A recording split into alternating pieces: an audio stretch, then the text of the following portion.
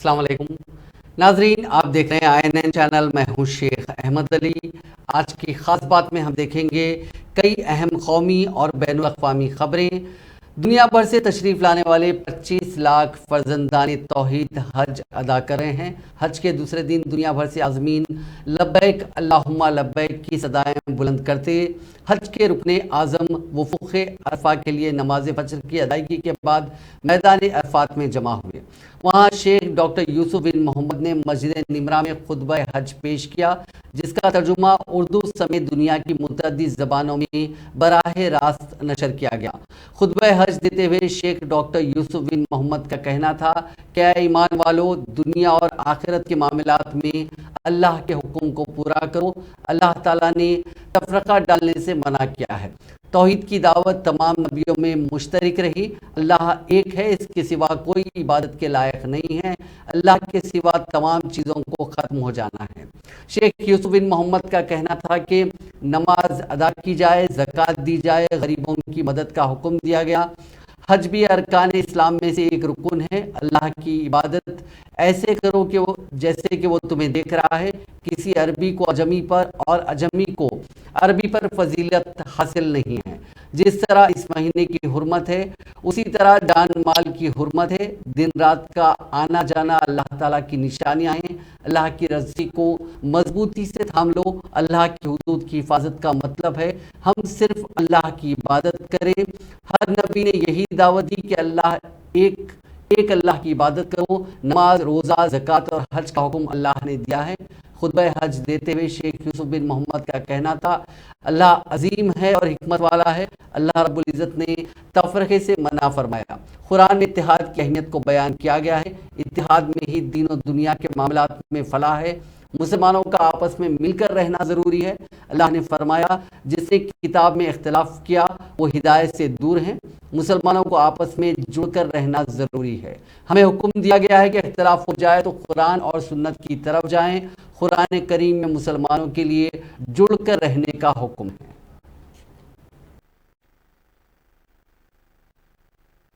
अल्लाह तआला वलक़द बअसना फी कुल्ली उम्मतिन रसूला अन इअ्बुदुल्लाह वज्तनिबुत तागूत फमिनहुम मन हदल्लाह वमिनहुम मन हक़्क़त अलैहि ज़लालह फसीरू फिल अर्ज़ वंज़ुरू कैफ़ कान आक़िबतुल मुकज़्ज़िबीन। वक़ाल सुब्हानहु मुक़र्रिरन शहादत तौहीद ला इलाहा इल्लल्लाह वला तदउ मअ अल्लाहि इलाहन आखर ला इलाहा इल्ला हु कुल्लु शैइन। ICC वर्ल्ड कप 2023 का शेड्यूल जारी कर दिया गया है। ये टूर्नामेंट 5 अक्टूबर से शुरू होगा और पहले मैच में न्यूजीलैंड का मुकाबला दिफाई चैंपियन इंग्लैंड से होगा। दोनों टीमें नरेंद्र मोदी स्टेडियम अहमदाबाद में आमने सामने होंगी, जबकि वर्ल्ड कप 2023 का फाइनल मैच 19 नवंबर को खेला जाएगा। ये टाइटल मैच भी नरेंद्र मोदी स्टेडियम अहमदाबाद में खेला जाएगा। ख्याल रहे कि ICC वनडे वर्ल्ड कप की मेजबानी इस साल हिंदुस्तान कर रहा है और ये 5 अक्टूबर से 19 अक्टूबर तक खेला जाएगा। क्रिकेट की तारीख में पहली बार हो रहा है जब पूरा वर्ल्ड कप भारत में खेला जाएगा। इससे कबल हिंदुस्तान ने मुश्तरका तौर पर 1987, 1996 और 2011 में वनडे क्रिकेट वर्ल्ड कप की मेजबानी की थी।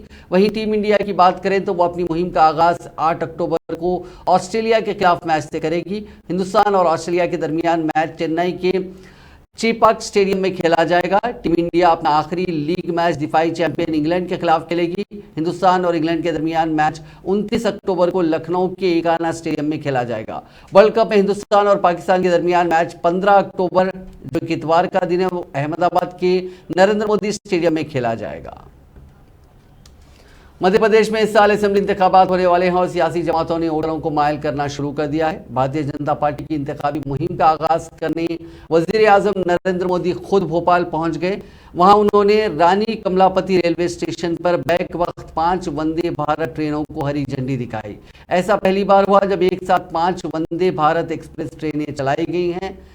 इस मौके पर वज़ीर-ए-आज़म मोदी ने पसमानदा मुसलमानों का जिक्र किया। उन्होंने कहा कि पसमानदा मुसलमान वोट बैंक की सियासत का शिकार हैं। इसके अलावा यकसान सिविल कोड पर बात करते हुए उन्होंने कहा कि बीजेपी यूनिफॉर्म सिविल कोड पर अवाम की उलझन को दूर करेगी।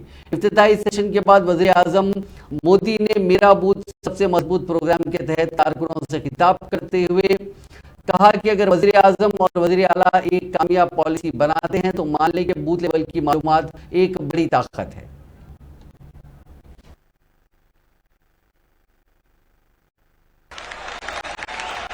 एक तो मैं आपको बधाई देता हूं, आपने ये सवाल पूछा।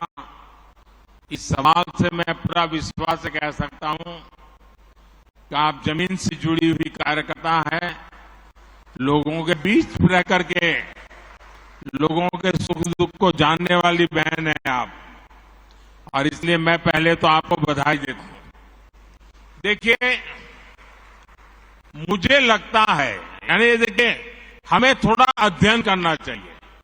मुझे लगता है कि जो भी 3 तलाक के पक्ष में बातें करते हैं, 3 तलाक की वकालत करते हैं, ये वोट बैंक भूखे लोग मुस्लिम बेटियों के साथ बहुत बड़ा अन्याय कर रहे हैं।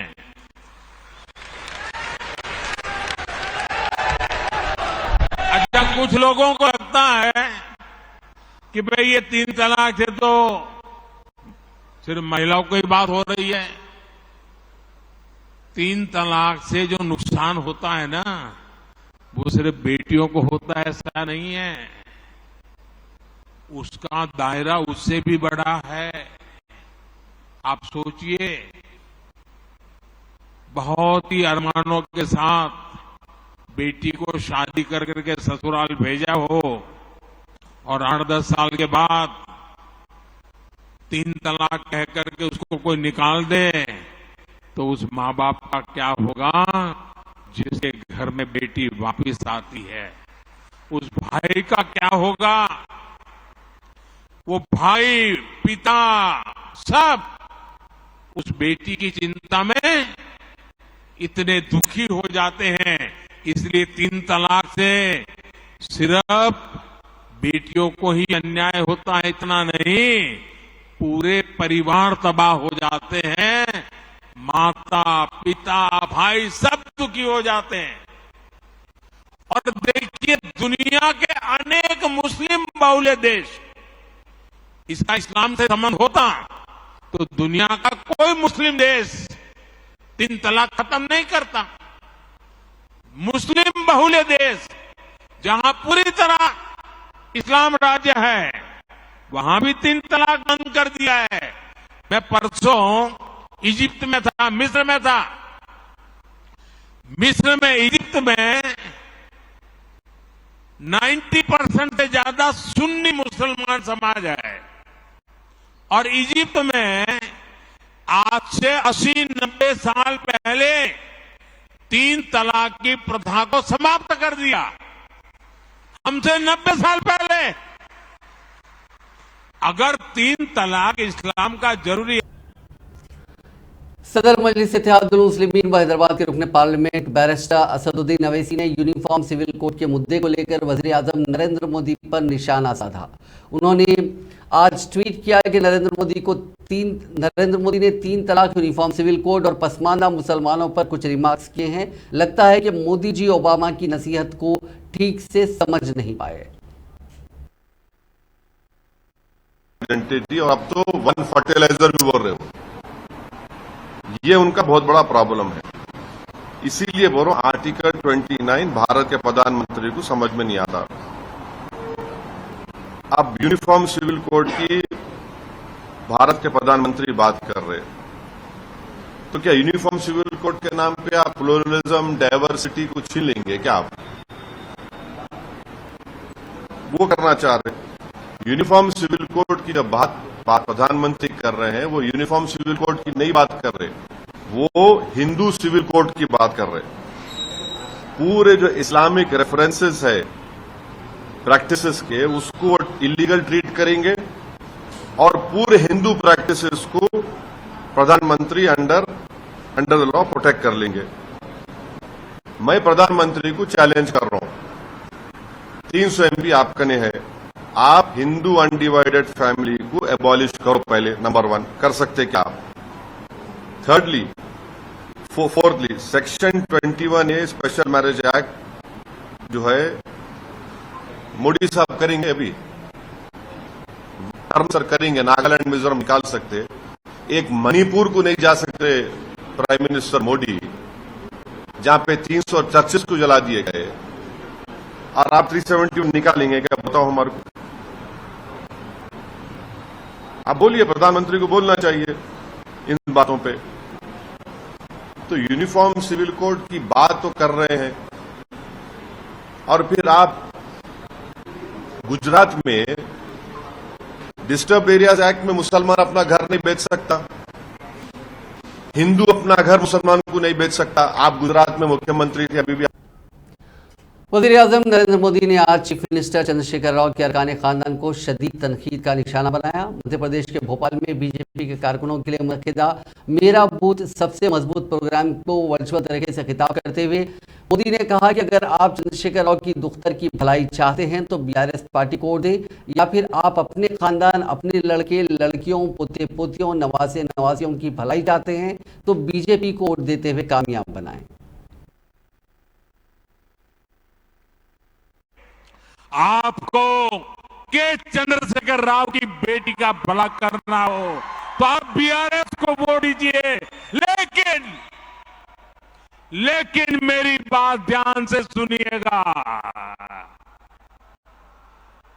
मेरे देशवासियों, मेरी बात ध्यान से सुनिएगा। अगर आपको अपने बेटे का, अपनी बेटी का, अपने पोते का, अपनी पोती का, अपने नाते का, अपनी नाती का, अगर आपको अपने परिवार के बच्चों का भला करना है तो आप वोट भाजपा को दीजिए। चीफ मिनिस्टर तेलंगाना चंद्रशेखर राव के महाराष्ट्र के दौरे पिंजरपुर टाउन पर शिवसेना लीडर संजय रावत का सख्त रद्द-ए-अमल सामने आया। उन्होंने बीआरएस का बीजेपी की एक बी टीम से तकाबुल किया। मीडिया से बात करते हुए संजय रावत ने कहा कि बीआरएस का मकसद ये है कि शिवसेना, नेशनलिस्ट कांग्रेस पार्टी और कांग्रेस पर मुश्तमिल महाविकास अघाड़ी के इम्कानात को मुतासिर करते हुए वोट तकसीम किए जाएं। महाराष्ट्र में आए हैं, मंदिरों के दर्शन कर रहे हैं, महाराष्ट्र की राजनीति पर कितना असर पड़ेगा? महाविकास अघाड़ी की महाराष्ट्र की राजनीति पर केसीआर जी का कोई असर नहीं पड़ेगा। असर पड़ेगा तो तेलंगाना की राजनीति। अगर केसीआर जी है ऐसे ही नौटंकी करते रहे तो तेलंगाना में हार जाएंगे, और वो हार के डर से वो महाराष्ट्र में घुस रहे। यहाँ बहुत बड़ा काफिला लेकर महाराष्ट्र में केसीआर साहब घुस गए, बड़े बड़े टेंट लगाए 5 स्टार, लेकिन वहाँ दिल्ली में उनकी पार्टी पूरी तरह से टूट गई। 12 या 13 एक्स मिनिस्टर्स उनके, एक्स एमपी कांग्रेस में चले गए। ये लड़ाई कांग्रेस और केसीआर की है, लेकिन फिर भी हमारी ये कहना है कि हम दोनों में बैठकर कुछ बातचीत हम करेंगे। लेकिन तेलंगाना में इस प्रकार से राजनीति हो रही है और उसका बदला महाराष्ट्र में लेने जा रहे हो, तो मैं कहूँगा आप बीजेपी के लिए काम करें। आप बीजेपी की भी टीम, और उसका खामियाजा आपको तेलंगाना में भुगतना पड़ेगा। मैं आपको बोल रहा हूँ, महाराष्ट्र में कोई परिणाम नहीं होगा। यहाँ महाविकास अघाड़ी मजबूत है, मजबूत रहेगी। 4 या पहले हैदराबाद से एमआईएम के ओबीसी यहाँ आए थे। अब उसी हैदराबाद से भारतीय जनता पार्टी ने केसीआर साहब को भेजा है। ऐसा लगता है केसीआर साहब एक लड़ने वाले नेता है, उनकी इमेज लड़ने वाले नेता की है। आप ऐसे बीजेपी को सरेंडर क्यों रहे हो भाई? हमको कोई फर्क नहीं पड़ता महाराष्ट्र। और आप विठ्ठल भक्त कब से हो गए? आप मंत्री में आ रहे हैं पंढरपुर में, इतने साल से आप राजनीति में हो, 2 टर्म आप तेलंगाना के मुख्यमंत्री हो, आप केंद्र में मंत्री रहे हो, आप आंध्र के मंत्री रहे हो, आप बहुत बड़े नेता हो, आप लोकप्रिय नेता हो, लेकिन इतने सालों में आपको ये नहीं लगे पंढरपुर जाकर विठोबा का दर्शन करना चाहिए। अचानक से आपको क्या हमारे भगवान ने इतना बड़ा काफिला लेकर बुलाया है क्या कि शक्ति प्रदर्शन करो पंढरपुर में आकर? महाराष्ट्र में कुछ लोगों को आपने पकड़ा है, पैसे की ताकत से खरीदा है, पब्लिसिटी के लिए बहुत करोड़ों रुपया खर्चा हो रहा है, लेकिन कोई फर्क नहीं पड़ेगा।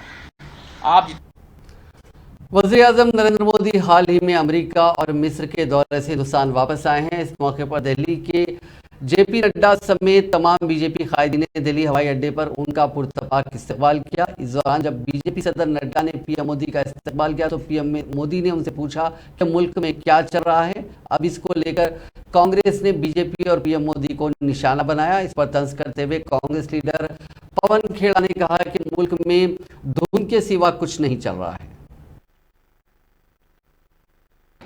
प्रधानमंत्री जी, कल आप विदेश से हिंदुस्तान लौटे और लौटते वक्त आपने नड्डा साहब से पूछा कि इंडिया में क्या चल रहा है। अब नड्डा साहब से पूछकर तो आपने गलत किया। नड्डा साहब का काम आपने जो दे रखा है, उन्हें आपको पिकअप करने, आपको ड्रॉप करना की जो सर्विस है वो दे रखी है। इस दौरान वो बीच बीच में जहां हार जाती है भाजपा, उसकी जिम्मेदारी ले लेते हैं। उसके अलावा नड्डा साहब के पास कुछ विशेष जिम्मेदारी तो है नहीं। लेकिन आपको बता देते हैं भारत में क्या चल रहा है। भारत में फॉग चल रहा है। ये आपने विज्ञापन, तो आप टीवी देखते ही रहते हैं पूरे दिन, तो विज्ञापन देखा होगा। भारत में फॉग चल रहा है।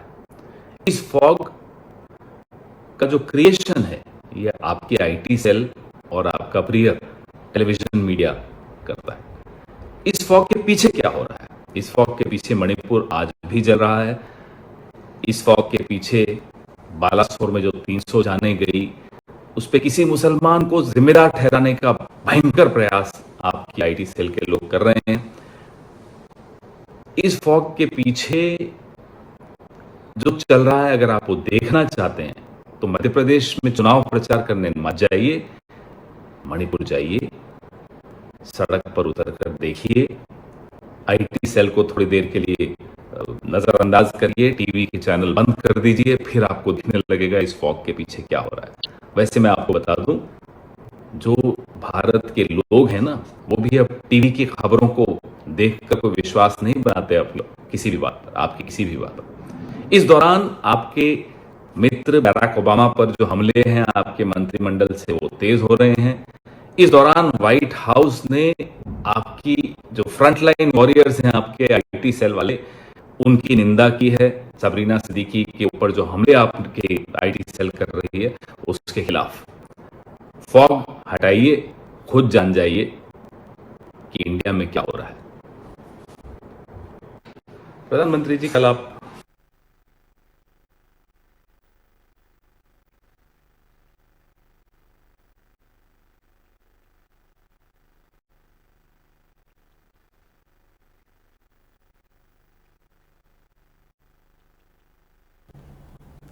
मगरबी बंगाल की वज़ीर आला ममता बनर्जी आज खराब मौसम की वजह से हादसे का शिकार होते होते बच गई।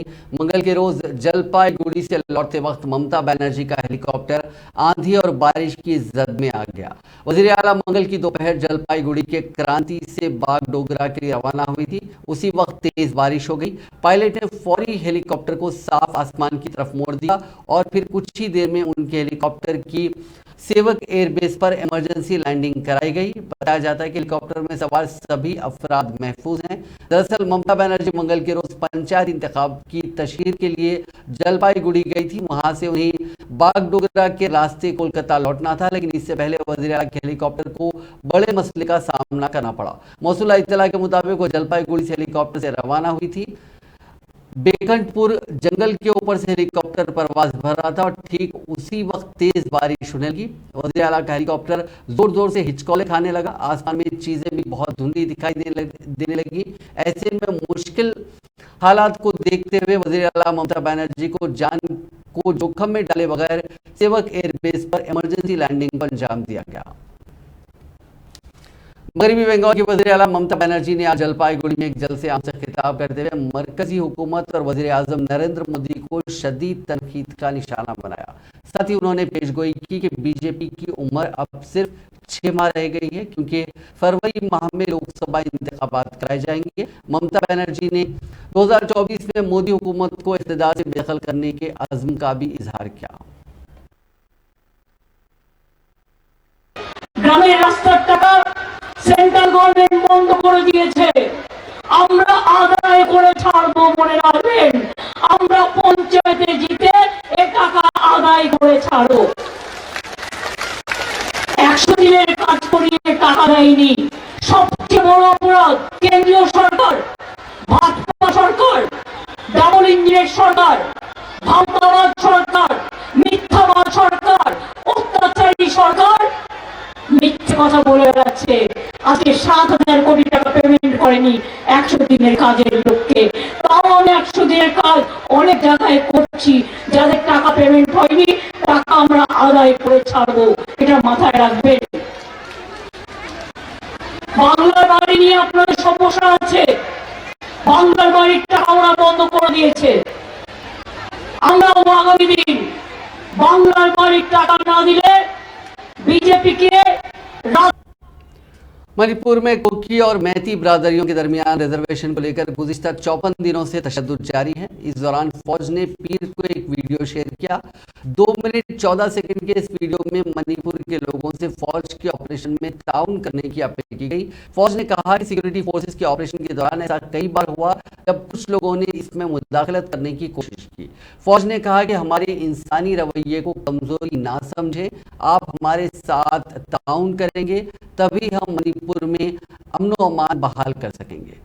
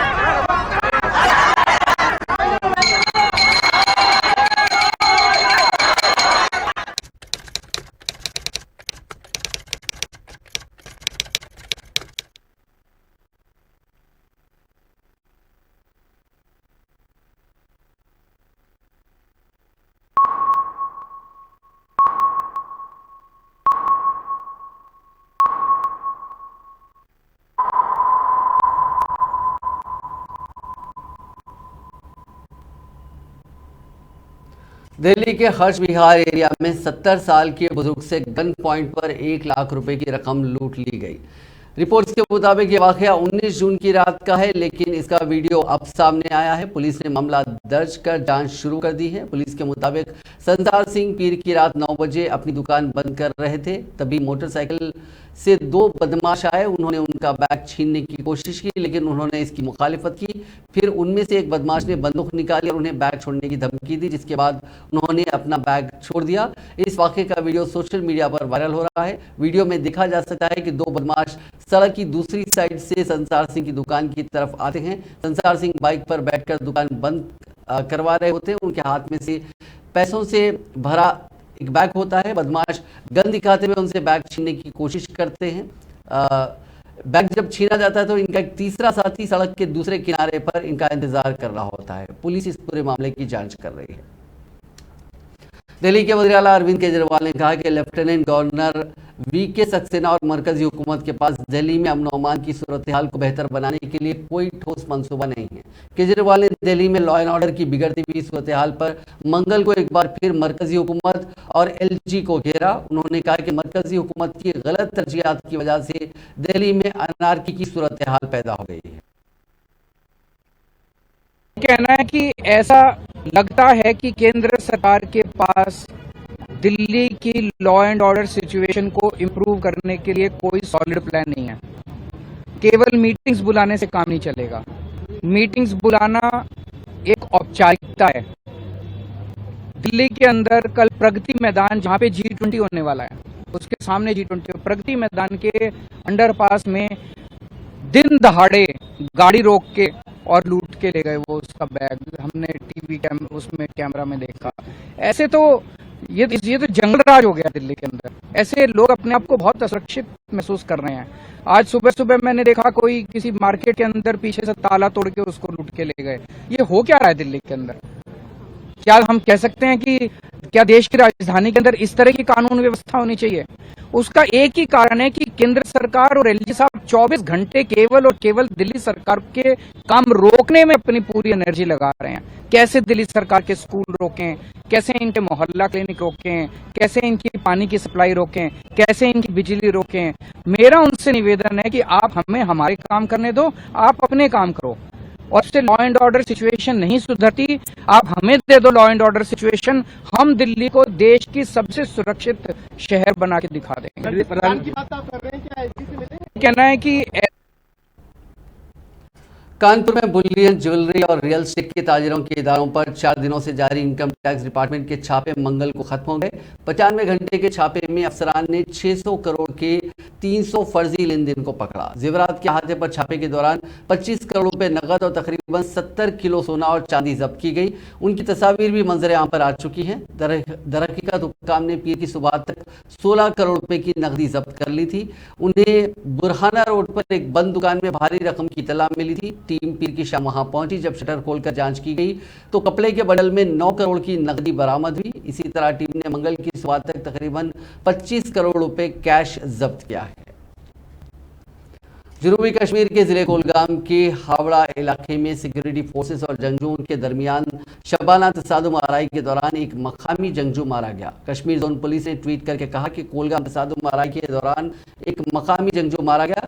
ट्वीट में कहा गया कि महलूक जंगजू की शिनाख्त और तंजीमी वाबस्तगी मालूम की जा रही है।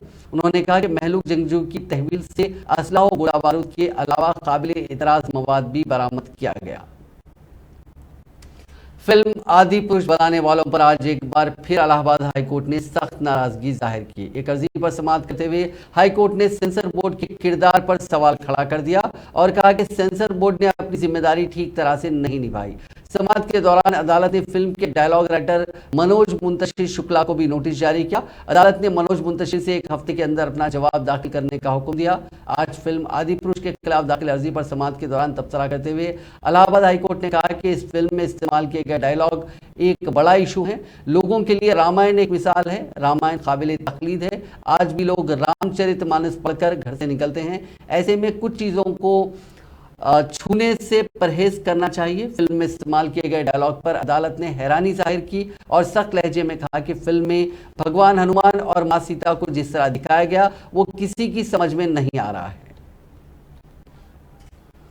एयर इंडिया की मुंबई दिल्ली फ्लाइट में ट्रैवल कर रहे एक पैसेंजर ने प्लेन में पेशाब कर दिया। मुलजिम को दिल्ली एयरपोर्ट पर गिरफ्तार कर लिया गया। यह वाकया 24 जून का है जो पीर यानी 26 जून को सामने आया। इस मामले में मंगल के रोज एयर इंडिया ने कहा कि फ्लाइट में पैसेंजर ने घिनौना बर्ताव किया, जिसके बाद हमने उसे फौरी बाकी पैसेंजर से अलग किया। दिल्ली लैंड होते ही हमने उसे सिक्योरिटी के हवाले कर दिया।